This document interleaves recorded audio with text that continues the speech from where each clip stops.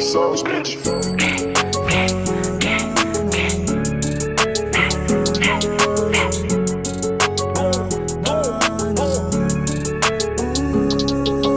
Dami nilang humahabol, they can't chase us. Hinahanap ang location ko, they wanna praise us. Nagpakawala pa ng babae, wanna set us.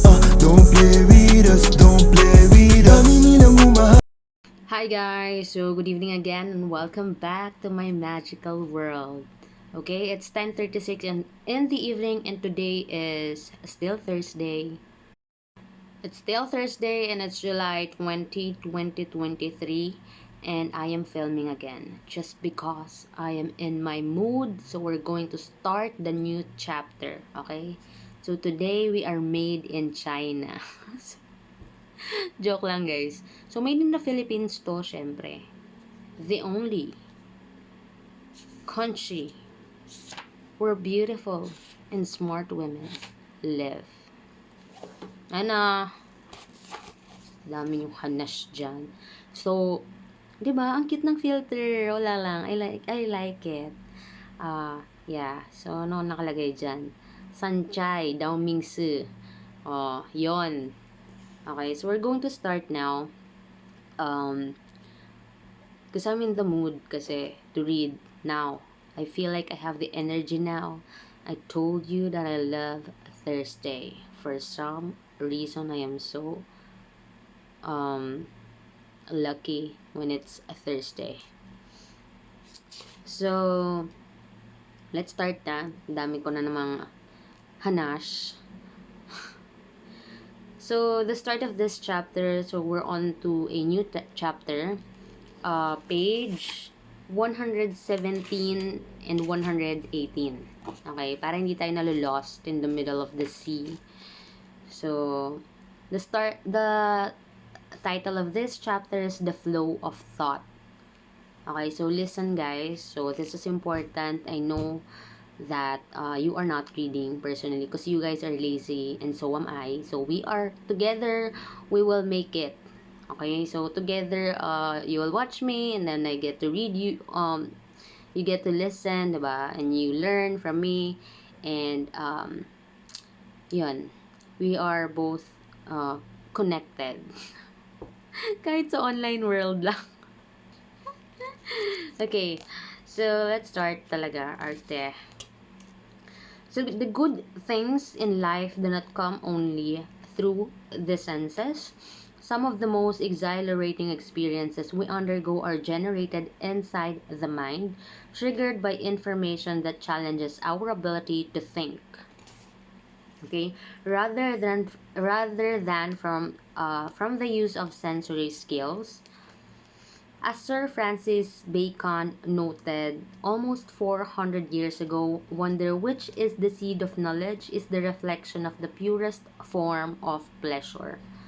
Just as there are flow activities corresponding to every physical potential of the body, every mental operation is able to provide its own particular form of enjoyment. Okay, so ayusin ko lang to. Ayusin ko lang kasi hindi pa maganda yung lighting ko ngayon kasi hindi pa ako nakakabili guys. So, giipon pa ako. So, among the many intellectual pursuits available reading in currently perhaps the most often mentioned flow activity around the world, solving mental puzzles is one of the oldest forms of enjoyable activity, the precursor of philosophy and modern science. Okay? So, some individuals have become so skilled at interpreting musical notation that they no longer need to listen to the actual notes to enjoy a piece of music and prefer reading the score of a symphony to hearing it.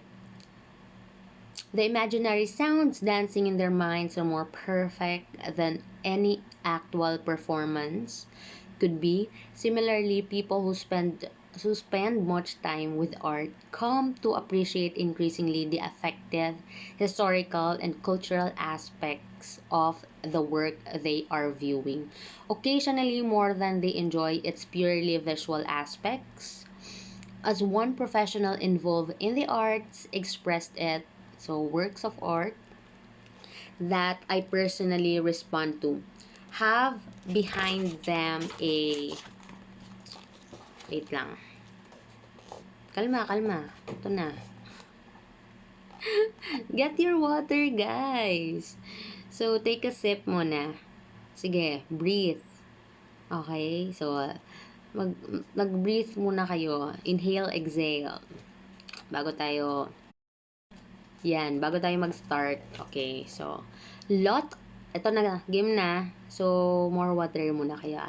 So, lot of conceptual, political, and intellectual activity. The visual representations are really signpost to this beautiful machine that has been constructed unique on the earth and is not just a rehashing of visual elements, but is really a new thought machine that an artist, through visual means and combining his eyes with these perceptions, has created.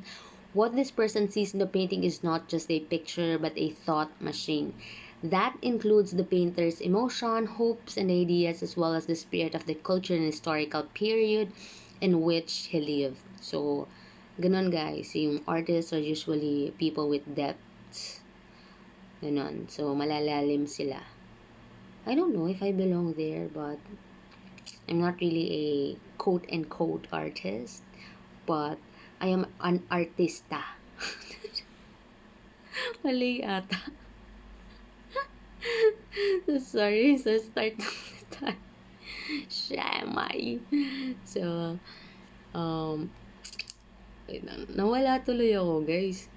So, yan. So, with careful attention, one can discern a similar mental dimension in physical, enjoyable activities like athletics, food, or sex.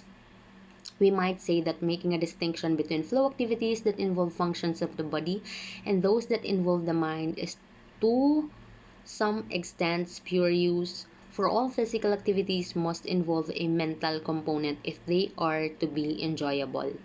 So athletes know well that to improve performance beyond a certain point, they must learn to discipline their minds. And the intrinsic rewards they get include a lot more than just physical well-being.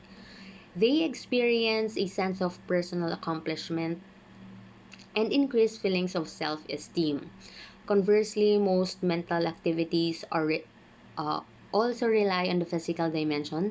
Chess, for instance, is one of the most cerebral games there is, yet advanced chess players trained by running and swimming they are aware that if they are physically unfit, they will not be able to sustain the long periods of mental concentration. So, concentration that chess tournaments require. So, in yoga, the control of consciousness is prepared for by learning to control bodily processes, and the former blends seamlessly into the latter. Okay, thus, although flow always involves the use of muscle and nerve on the other hand, and will, thought, and feelings on the other hand, it does make sense to differentiate a class of activities that are enjoyable because they order the mind directly rather than through the mediation of bodily feelings. These activities are primarily symbolic in nature in that they depend on natural languages, mathematics, or some other abstract notion system like a computer. Wait lang. Nakakainis. Hindi ako nakahatching. Yan, nawala guys. May kumuha ng atching ko. Wala, tuloy tayo. Sakit tuloy. Gusto pa naman yung feeling ng after sneeze. Kati tuloy ng nose ko. So, mathematics or some other abstract notion like a computer language to achieve their ordering effects in the mind. A symbolic system is like a game in that it provides a separate reality, a world of its own, where one can perform actions that are permitted to occur in that world, but that would not make much sense anywhere else. In symbolic system, the action is usually restricted to the mental manipulation of concepts. To enjoy mental activity, one must meet some same conditions that make physical activities enjoyable. There must be skill in a symbolic domain. There have to be rules, a goal, and a way of obtaining feedback. Okay, so we're done, guys. Congratulations. Nakatapos na kayong makinig. Okay? So, I'm really proud of you guys.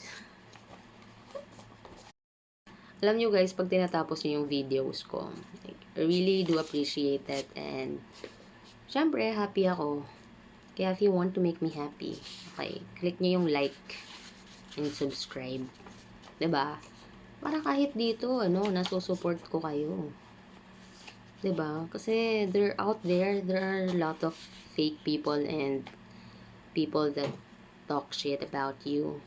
And here in my channel, we are not like that. So, you will be constantly uplifted, loved, cared. Yan, lahat na guys ng good things. Kasi niiwasan natin yung mga bad vibes outside there, sa outside world and sa real world. 'Di ba? So annoying. 'Di ba? I hate humans talaga. I love humanity but I hate humans.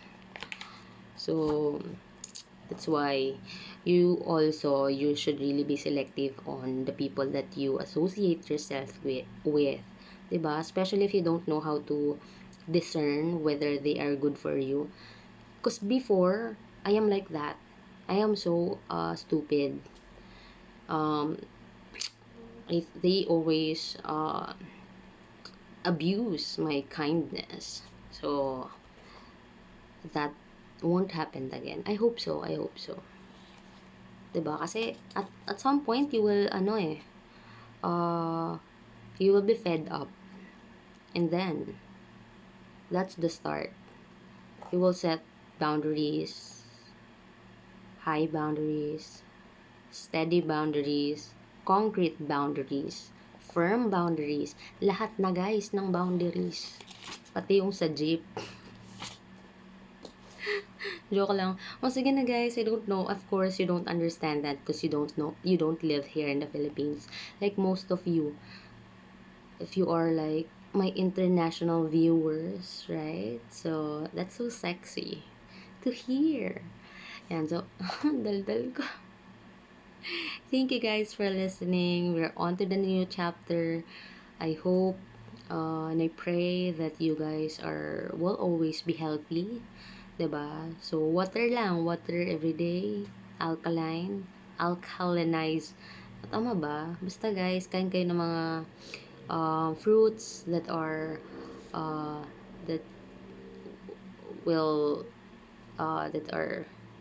tawag dun yung naki-cleanse yung system. Okay, so hindi na nag-ano yung utak ko. Sige na guys, kasi late na. I will see you again tomorrow or maybe pag di na ako busy ulit. Depende naman yun sa aking pag may time pa ako mag-film, I do film. Okay? So, bye na guys. Mag-ingat kayo always. 'Di ba? Bye. They can't chase us. Hinahanap ang location ko, they wanna trace us. Nagpakawala pa ng babae, wanna set us. Don't play with us, don't play You wanna with us. play, pwede rin magsubukan. Kung sakaling hahanapin, alam mo kung tagasan. Yung mga red boys, nasa S-block lang yan nakapose. Lumalabas lang sa kalsada pag may pera na involved. Panoorin mo kung winning, yung babae sa akin yung gigiling. Sunduin mo siya pagtapos kong gamitin. Kung ako papipiliin, mukha mo sa sahig gustong pakuin. Bakit tao tatakbo boy, yeah, I can do the killing. They can chase us kahit di naman